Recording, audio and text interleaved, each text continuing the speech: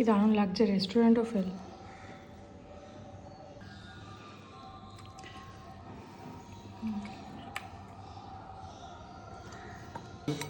আমি রেস্টুরেন্টে গেলেও কিন্তু বাসন্তী পোলাও ট্রাই করি।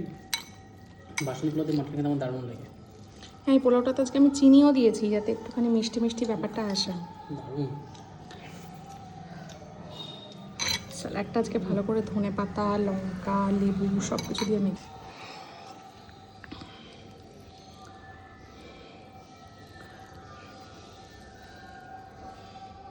কচি পাটা কিন্তু 860 টাকা নিয়েছিল আগের দিনকে, আজকে 940 টাকা নিল।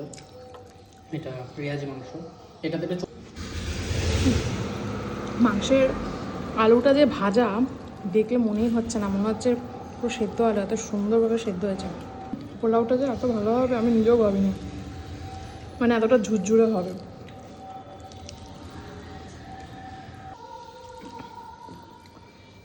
উফ, কি লাগছে।